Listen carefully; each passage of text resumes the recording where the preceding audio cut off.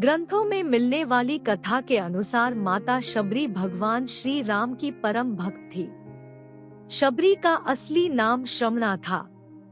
ये भील समुदाय के शबर जाति से संबंध रखती थी, इसी कारण कालांतर में उनका नाम शबरी हुआ। इनके पिता भीलों के मुखिया थे। उन्होंने श्रमणा का विवाह एक भील कुमार से तय किया था। विवाह से पहले परंपरा के अनुसार कई 100 पशुओं को बलि देने के लिए लाया गया, जिन्हें देख श्रमणा का हृदय द्रवित हो उठा कि यह कैसी परंपरा जिसके कारण बेजुबान और निर्दोष जानवरों की हत्या की जाती है। इसी कारणवश शबरी अपने विवाह से एक दिन पूर्व भाग गई और दंडकारण्य वन में पहुंच गई। वीडियो में आगे जाने से पहले इस वीडियो को लाइक और चैनल को सब्सक्राइब कर दीजिए। दंडकारण्य में मातंग ऋषि तपस्या किया करते थे।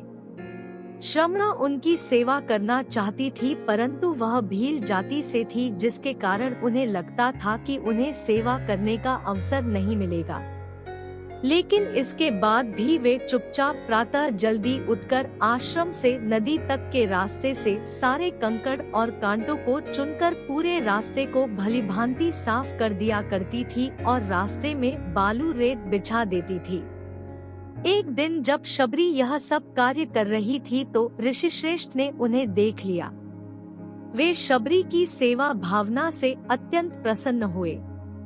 उन्होंने शबरी को अपने आश्रम में शरण दे दी। शबरी वहीं पर रहने लगी। एक दिन जब ऋषि मातंग को लगा कि उनका अंत समय निकट है, तो उन्होंने शबरी से कहा कि वे अपने आश्रम में ही प्रभु श्री राम की प्रतीक्षा करें। वे एक दिन अवश्य ही उनसे मिलने आएंगे। मातंग ऋषि की मृत्यु के पश्चात शबरी का समय भगवान राम की प्रतीक्षा में बीतने लगा। वह अपने आश्रम को एकदम साफ सुथरा रखती थी और प्रतिदिन भगवान राम के लिए मीठे बेर तोड़कर लाती थी। एक भी बेर खट्टा न हो इसके लिए वह एक एक बेर चक्कर तोड़ती थी। ऐसा करते करते कई वर्ष बीत गए। एक दिन शबरी को पता चला कि 2 सुंदर युवक उन्हें खोज रहे हैं। वे समझ गई कि उनके प्रभु राम आ गए हैं।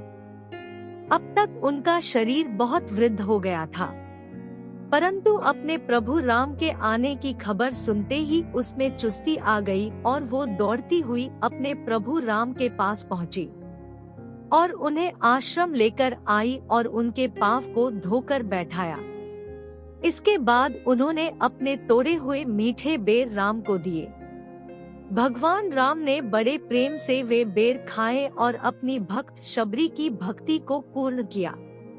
राम जी ने लक्ष्मण को भी बेर खाने को कहा, लेकिन उन्हें जूठे बेर खाने में संकोच हो रहा था। फिर भी अपने भ्राता श्री राम का मन रखने के लिए उन्होंने बेर उठा तो लिए, लेकिन खाए नहीं। कहा जाता है कि इसका परिणाम यह हुआ कि राम रावण युद्ध में जब शक्ति बाण का प्रयोग किया गया तो वे मूर्छित हो गए थे।